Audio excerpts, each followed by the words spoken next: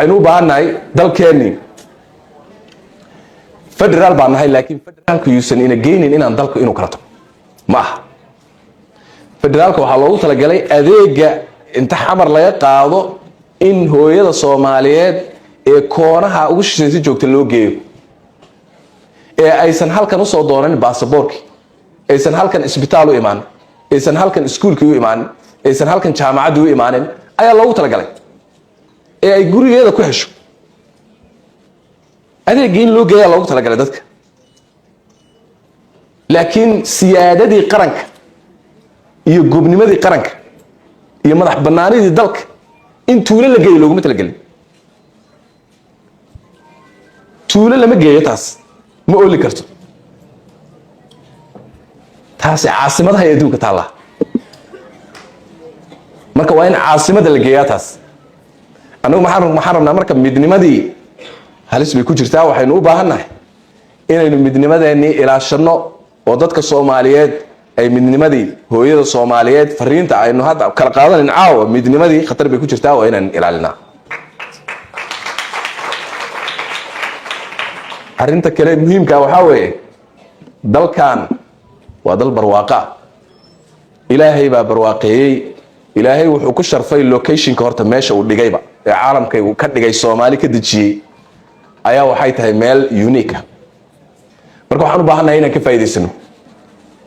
dalkan resourcekiisa in laga soo bixiyo dadkiisa baahida laga saaro dalkan barwaaqada in laga faa'iideysto dawladan istiraatiijiyada u degan ayay ka mid tahay ay istiraatiijiyadaha ay ka mid tahay waxaan rabnaa in infrastructure-ka wax weyn laga qabto oo insha Allah bilaabanay qayb ka mid ah dekedo airport waxaan rabnaa in dalkan khayraadkiisa la soo saaro haday badda tahay iyo haday bariga tahay waxa waqti dhow bilaabanaya insha Allah hadii Ilaahay raado oo aan rajaynayo sanadkan intuu san dhamaan Ilaahay idankiis inay bilaabato inaynu shidaal qodobno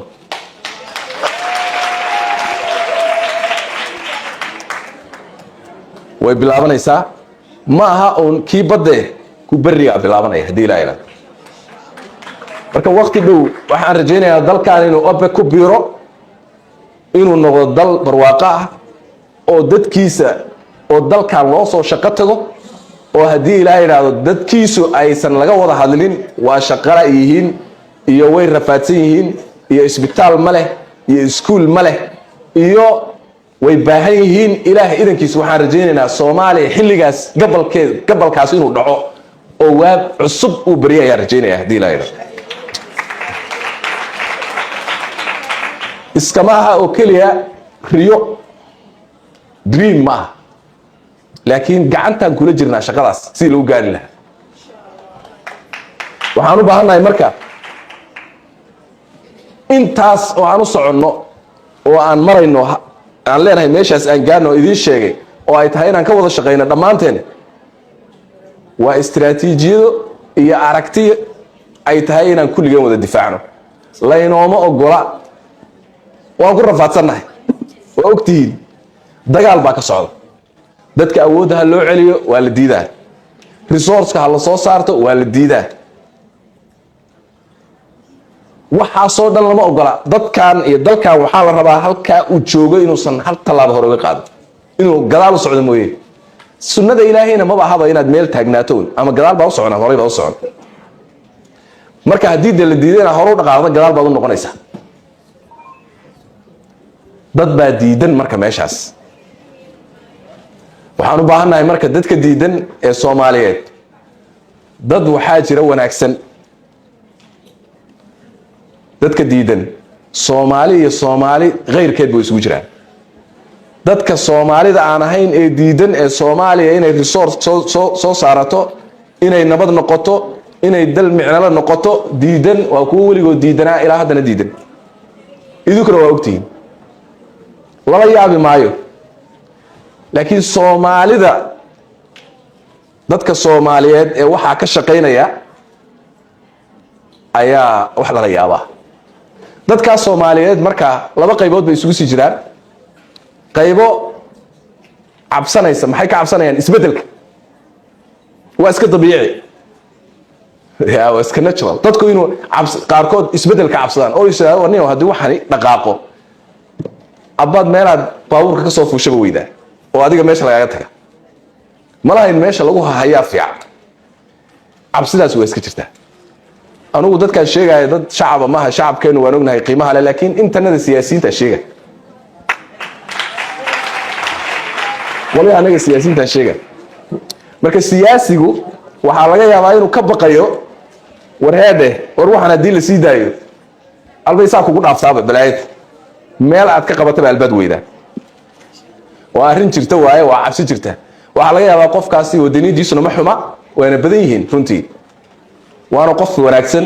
laakiin cabsidaasaa ku jirta waxaan leenahay qoladaas ha cabsanina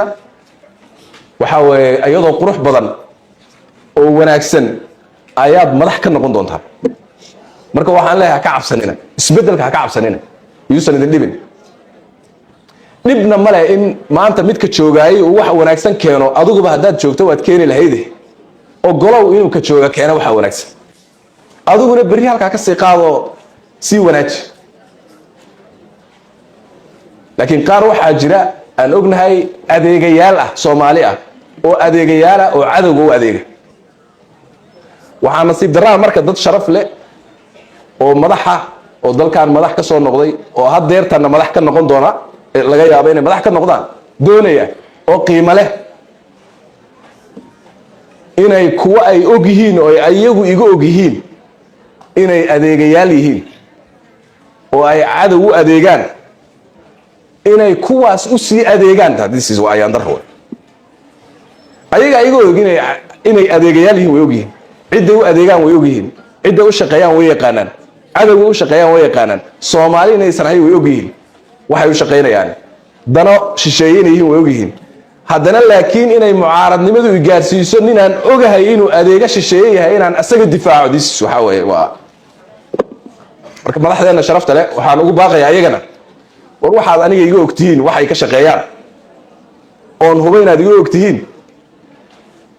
yeysan mucaaradnimadu idin la gelin